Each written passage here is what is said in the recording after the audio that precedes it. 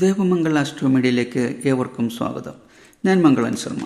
ദേവമംഗൾ ആസ്ട്രോമീഡിയയ്ക്ക് നിങ്ങൾ നൽകുന്ന സഹകരണത്തിന് ഏറെ നന്ദി. ഉത്തര നക്ഷത്രത്തിൽ ജനിച്ചവരുടെ ദശാകാലവും ദശാഫലങ്ങളും ദശാദോഷ പരിഹാരങ്ങളെക്കുറിച്ചുമാണ് പറയുന്നത്. ഉത്രനാളുകാരുടെ ജനനം ആദിത്യ ദശയിലാണ്. 6 വർഷക്കാലമാണ് ആദിത്യ ദശയെങ്കിലും ആദ്യ ദശയായതുകൊണ്ട് ഉത്രനാൾ തുടങ്ങുന്ന സമയത്ത് ജനനമാണെങ്കിലേ ഈ 6 വർഷക്കാലം തികച്ചും അനുഭവത്തിൽ വരികയുള്ളൂ. 24 മണിക്കൂറാണ് ഒരു നക്ഷത്ര ദൈർഘ്യം. നക്ഷത്രം മുന്നോട്ട് പോകുന്തോറും ദശാകാലം കുറഞ്ഞു വരും. നിങ്ങളുടെ ജാതകത്തിലെ തലക്കുറിയിൽ ഇത് വ്യക്തമായി പറഞ്ഞിട്ടുണ്ടാവും. ഗർഭശിഷ്ടം ജന്മനക്ഷത്ര ദശയായ ആദിത്യ ദശ ഇത്ര വർഷം, ഇത്ര മാസം, ഇത്ര ദിവസം എന്നുള്ളത്. ആദ്യ ദശയ്ക്ക് മാത്രമാണ് ഇത് ബാധകം. തുടർന്നു വരുന്ന ഓരോ ദശയ്ക്കും അവയ്ക്ക് പറഞ്ഞിട്ടുള്ള ദശാവർഷം കൃത്യമായി അനുഭവത്തിൽ വരും. ഓരോ ദശാകാലത്തും ഉണ്ടാകുന്ന ഗുണഫലങ്ങളെ കൂടുതൽ ഗുണകരമാക്കാനും ദോഷഫലങ്ങളെ ലഘൂകരിക്കാനും ചില പ്രായശ്ചിത്ത കർമ്മങ്ങൾ നമ്മുടെ പൂർവിക ആചാര്യന്മാർ നിർദ്ദേശിച്ചിട്ടുണ്ട്. നമുക്ക് വിശ്വാസവും ക്ഷമയും നല്ല അർപ്പണ മനസ്സുമുണ്ടെങ്കിൽ നമുക്കും അതിന് കഴിയും. 2 രാശികളിലായി വരുന്ന നക്ഷത്രമാണ് ഉത്രം. നക്ഷത്രത്തിൻ്റെ 1-ാം പാദം ചിങ്ങക്കൂറിലും 2, 3, 4 പാദങ്ങൾ കന്നിക്കൂറിലുമായി വരുന്നു. ചിങ്ങക്കൂറിൻ്റെ അധിപൻ ആദിത്യനും കന്നിക്കൂറിൻ്റെ അധിപൻ ബുധനുമാണ്. ബുധന് ആദിത്യൻ മിത്രവും ആദിത്യന് ബുധൻ സമനുമാണ്. ചിങ്ങൻ രാശിയുടെയും കന്നിരാശിയുടെയും അതുപോലെ തന്നെ ആദിത്യൻ്റെയും ബുധൻ്റെയും സ്വഭാവ സവിശേഷതകൾ ഉത്രനാളുകാരിൽ കാണാൻ കഴിയും. ഉത്രനാളുകാരുടെ ആദ്യ ദശ ആദിത്യ ദശയാണെന്ന് ഞാൻ നേരത്തെ സൂചിപ്പിച്ചല്ലോ. 6 വർഷക്കാലമാണ് ആദിത്യ ദശ. ഇതിനെ ജന്മനക്ഷത്ര ദശ എന്ന് പറയും.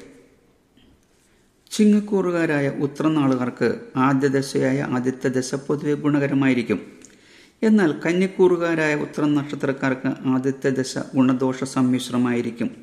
ഗുണഫലത്തെക്കാളെ ദോഷഫലങ്ങളായിരിക്കും കൂടുതൽ അനുഭവപ്പെടുക. ഉത്തര നക്ഷത്രക്കാരുടെ ജാതകത്തിൽ ആദിത്യൻ ബലവാനാണെങ്കിൽ കുടുംബത്തിൽ അഭിവൃദ്ധി, മാതാപിതാക്കൾക്ക് കീർത്തി, ജാതകന് സുഖവും സംതൃപ്തിയും ആരോഗ്യവും വിശേഷപ്പെട്ട വസ്ത്രാഭരണങ്ങളും ലഭിക്കും. എന്നാൽ ജാതകത്തിൽ ആദിത്യൻ ബലക്ഷയനാണെങ്കിൽ കുടുംബത്തിൽ അരിഷ്ടത, മാതാപിതാക്കൾക്ക് ദുരിതങ്ങൾ, ധനനഷ്ടം, ജാതകന് ബാലാരിഷ്ടതകളും പല വിധത്തിലുള്ള രോഗാദി അരിഷ്ടതകളും അനുഭവപ്പെട്ടേക്കാം. ആദിത്യ ദോഷ പരിഹാരമായി ജാതകൻ്റെ മാതാപിതാക്കൾ ശിവഭജനവും ശിവക്ഷേത്ര ദർശനവും നടത്തി പ്രാർത്ഥിക്കുന്നതും ശിവന് കറുകമാലയും ധാരയും വഴിപാട് നടത്തുന്നതും ആദിത്യമന്ത്രവും സൂര്യഗായത്രിയും ജപിക്കുന്നതും സഹസ്രനാമ ജപവും വിഷ്ണു ക്ഷേത്ര ദർശനം നടത്തി ഭഗവാന് തുളസിമാല സമർപ്പിക്കുന്നതും ഉത്തമം. ഉത്തര നക്ഷത്രക്കാരുടെ 2-ാമത്തെ ദശ ചന്ദ്രദശയാണ്. 10 വർഷക്കാലമാണ് ചന്ദ്രദശ. ഇതിനെ സമ്പന്ന നക്ഷത്രദശ എന്നാണ് പറയുക. ഇക്കാലത്ത് വ്യക്തിക്കും കുടുംബത്തിനും ധനാഭിവൃദ്ധിയും കുടുംബത്തിൽ ഐശ്വര്യവും കൈവരും. മാതൃഗുണവും മനസ്സന്തോഷവും മാതാവിനോട് കൂടുതൽ അടുപ്പവും ജാതകന് കൈവരും. എന്നാൽ ചന്ദ്രൻ വൃത്തിക്ഷയമുള്ള നക്ഷത്രമായതിനാൽ വെളുത്ത പക്ഷത്തിൽ ഗുണാനുഭവങ്ങൾ ഏറിയും കറുത്ത പക്ഷത്തിൽ ഗുണാനുഭവങ്ങൾ കുറഞ്ഞും അനുഭവപ്പെടും. ചന്ദ്രദോഷ പരിഹാരമായി കർക്കിടകം, ചിങ്ങം, കന്നി, തുലാം എന്നീ മാസങ്ങളിൽ ജനിച്ചവർ ഉത്തര നക്ഷത്രക്കാർ ഭദ്രകാളിയെ ഭജിക്കുന്നതും മറ്റു മാസങ്ങളിൽ ജനിച്ച ഉത്തര നക്ഷത്രക്കാർ ദുർഗ, പാർവതി തുടങ്ങിയ ദേവിമാരിൽ ഒരേ ദേവിയെ ഭജിക്കുന്നതും തിങ്കളാഴ്ചയും ഉത്രനാളും ഒരുമിച്ച് വരുന്ന ദിവസം വ്രതമനുഷ്ഠിക്കുന്നതും ഉത്തമം. ഉത്രനാളുകാരുടെ 3-ാമത്തെ ദശ ചൊവ്വാദശയാണ്. 7 വർഷക്കാലമാണ് ചൊവ്വാദശ. ഇതിനെ വിഭിന്ന നക്ഷത്രദശ എന്ന് പറയും. കൗമാര യൗവനങ്ങളുടെ സന്ധികാലമാകെ ഈ ചൊവ്വാദശയിൽ വരും. 3-ാം നക്ഷത്രദശ പൊതുവെ അത്ര ഗുണകരമായിരിക്കില്ല. പ്രത്യേകിച്ചും ചൊവ്വ ഒരു പാപഗ്രഹം കൂടിയായതിനാൽ. മോശമായ കൂട്ടുകെട്ടുകൾ, എന്തിനുമേതിനും ദുർവാശി, എടുത്തുചാട്ടം, സാഹസിക പ്രവൃത്തികൾ, വാഹനം, അഗ്നി, രാസവസ്തുക്കൾ, ആയുധം, വിദ്യുച്ഛക്തി ഇവയിൽ നിന്ന് അപകടത്തിന് സാധ്യത ഒക്കെ ഈ കാലഘട്ടത്തിലുണ്ടാവും. അതിനാൽ എല്ലാ കാര്യങ്ങളും വളരെ ശ്രദ്ധയോടുകൂടി കൈകാര്യം ചെയ്തില്ലെങ്കിൽ പല ബുദ്ധിമുട്ടുകൾക്കും അപകടങ്ങൾക്കും ഇടവന്നേക്കാം. ദോഷപരിഹാരമായി സുബ്രഹ്മണ്യ ഭജനവും പഞ്ചാമൃത നിവേദ്യവും സമർപ്പിക്കുന്നതും ഷഷ്ടിവ്രതം നോക്കുന്നതും ഭദ്രകാളി ഭജനവും ചൊവ്വാഴ്ചയും ഉത്രം നക്ഷത്രവും ഒത്തുവരുന്ന ദിവസം വ്രതമനുഷ്ഠിക്കുന്നതും ദോഷപരിഹാരമാണ്. ഉത്രം നക്ഷത്ര ജാതരുടെ 4-ാമത്തെ ദശ രാഹുർദശയാണ്. 18 വർഷക്കാലമാണ് രാഹുർദശ. ഇതിനെ ക്ഷേമ നക്ഷത്രദശ എന്നാണ് പറയുന്നത്. ചൊവ്വ, രാഹു എന്നീ 2 പാപഗ്രഹങ്ങളുടെ ദശകൾ തുടർച്ചയായി വരുന്നതിനാൽ ഈ രാഹുർദശാകാലം കഠിനമായ വെല്ലുകളിൽ നിറഞ്ഞതായിരിക്കും. എന്നാൽ ക്ഷേമ നക്ഷത്ര ദശയായതിനാൽ വരുമാനമാർഗം മെച്ചമായിരിക്കും. നല്ല തൊഴിൽ, വിവാഹം, ദാമ്പത്യസുഖം, സന്താനഭാഗ്യം തുടങ്ങിയ ഗുണഫലങ്ങൾ അനുഭവത്തിൽ വരുന്നതോടൊപ്പം തന്നെ ക്ലേശങ്ങളും അനുഭവപ്പെട്ടേക്കാം. ഗുണദോഷ സമ്മിശ്രമായിരിക്കും ഇക്കാലയളവ്. ആകെ 18 വർഷക്കാലമാണ് രാഹുർദശ എന്ന് ഞാൻ നേരത്തെ പറഞ്ഞല്ലോ. അതിൽ ആദ്യത്തെ 12 വർഷക്കാലം സുഖസമൃദ്ധിയുള്ള കാലമായിരിക്കും. ബാക്കിയുള്ള 6 വർഷക്കാലം ക്ലേശങ്ങൾ കൂടുതൽ അനുഭവമുള്ളതായിരിക്കും. ദോഷപരിഹാരമായി നവനാഗസ്തോത്രവും നവനാഗ അഷ്ടോത്തരിയും ജപിക്കുന്നതും സർപ്പത്തിന് 100 പാലും സമർപ്പിക്കുന്നതും ദുർഗാദേവിയെ ഭജിക്കുന്നതും ദുർഗാ അഷ്ടോത്തരി ജപിക്കുന്നതും ദുർഗാക്ഷേത്ര ദർശനവും സർപ്പപ്രതിഷ്ഠയുള്ള ക്ഷേത്രങ്ങളിൽ ദർശനം നടത്തി പ്രാർത്ഥിക്കുന്നതും ഉത്തമം. ഉത്രനക്ഷത്ര ജാതരുടെ 5ാമത്തെ ദശ വ്യാഴദശയാണ്. 16 വർഷക്കാലമാണ് വ്യാഴദശ. പൃഥ്വി നക്ഷത്രദശ എന്നാണ് ഇതിനെ പറയുക. ശത്രുശല്യം കൂടുതലായി ഉണ്ടാവുന്ന കാലമാണ് എന്നർത്ഥം. എന്നാൽ വ്യാഴം ഒരു ശുഭഗ്രഹവും കഴിഞ്ഞ 25 വർഷം പാപഗ്രഹങ്ങളുടെ നിയന്ത്രണത്തിലായിരുന്ന ഉത്രം നക്ഷത്ര ജാതരുടെ ജീവിതത്തിലേക്ക് ഒരു ശുഭഗ്രഹത്തിൻ്റെ, അതായത് ഈശ്വരൻ്റെ പ്രതിരൂപമായ വ്യാഴത്തിൻ്റെ ആധിപത്യം വരുന്ന കാലവും യൗവനത്തിൽ നിന്നും മധ്യവയസ്കിലേക്ക് കടക്കുന്ന കാലവും കൂടിയായ ഒരു സമയമാണിത്. ഇക്കാലയളവിൽ അനുഭവങ്ങളിൽ നിന്നും മനസ്സിന് സ്വതവേ ഒരു പക്വതയും കാര്യങ്ങളെ നേരാമൊഴിയിൽ കാണാൻ പറ്റുന്ന സമബുദ്ധിയും വ്യാഴം ജാതകന് നൽകും. ആധ്യാത്മികമായ കാര്യങ്ങളിൽ താല്പര്യം വർദ്ധിക്കും. ഗുണങ്ങളോടൊപ്പം ദോഷങ്ങളും സന്തോഷത്തോടൊപ്പം സന്താപവും അനുഭവപ്പെട്ടേക്കാം. ഗുണദോഷ സമ്മിശ്ര കാലമായിരിക്കും ഈ ഘട്ടം.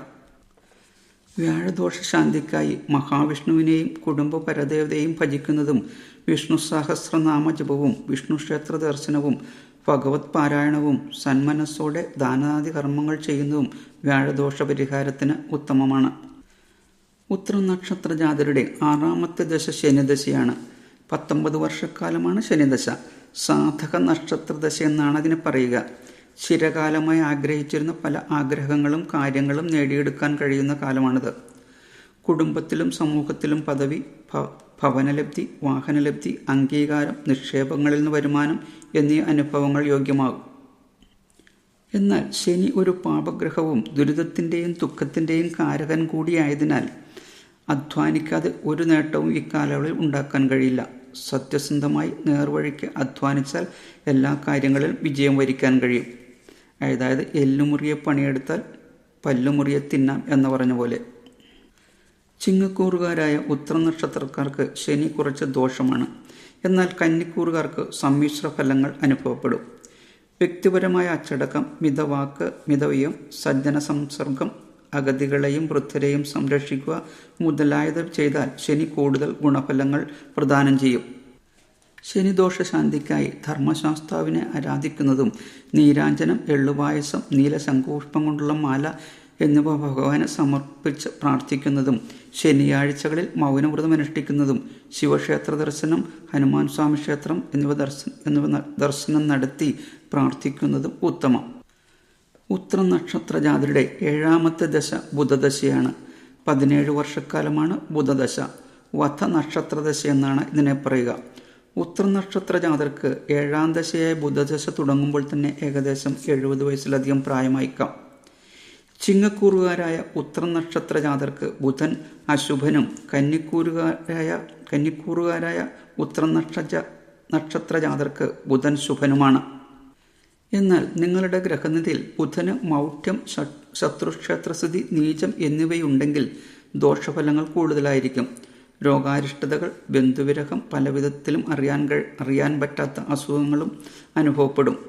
ബുധൻ വാക്കിൻ്റെ കാരകൻ കൂടിയായതിനാൽ സംഭാഷണത്തിൽ സൗമ്യതയും വാക്കുകളിൽ കാഠിന്യം വരാതെ നോക്കുകയും അല്ലെങ്കിൽ ശത്രുതയ്ക്ക് കാരണമാകും.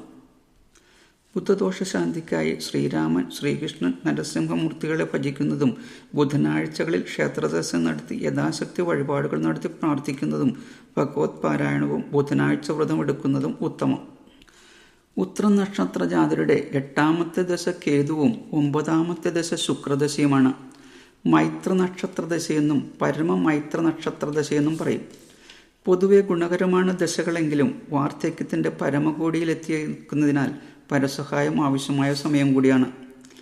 ഇഷ്ടദേവതാ ഭജനം, സഹസ്രനാമ പാരായണവും കുടുംബ പരദേവതയെ ഭജിക്കുന്നതും ഇക്കാലത്ത് ഉത്തമം. ഉത്തരം നക്ഷത്രത്തിൽ ജനിച്ചവരുടെ ദശാകാലം, ദശാഫലം, ദശാദോഷ പരിഹാരത്തെക്കുറിച്ചാണ് പറഞ്ഞത്. എത്ര നല്ല ദശാകാലമായിരുന്നാലും ചാരവശാലുള്ള ഫലങ്ങൾ കൂടി അനുകൂലമായിരുന്നാലേ ഗുണഫലങ്ങൾ അനുഭവത്തിൽ വരൂ. ഓരോ ജാതകത്തിലും ഗ്രഹങ്ങളുടെ സ്ഥിതി, ഉച്ചം, നീചം, ദൃഷ്ടി, ശുഭസ്ഥിതി, പാപസ്ഥിതിയൊക്കെ വ്യത്യസ്തമായിരിക്കും. ഫലത്തിലും ചെറിയ വ്യത്യാസങ്ങൾ ഉണ്ടായേക്കാം. എന്നാൽ പൊതുവായ ഫലത്തിലും ദശാകാലത്തിലും വ്യത്യാസമുണ്ടാകില്ല എന്നുള്ള കാര്യം കൂടി ഓർമ്മിപ്പിക്കുന്നു. എല്ലാവർക്കും ഒരു ശുഭദിനം നേരുന്നു. ഓം ശ്രീ മഹാദേവേ നമഃ.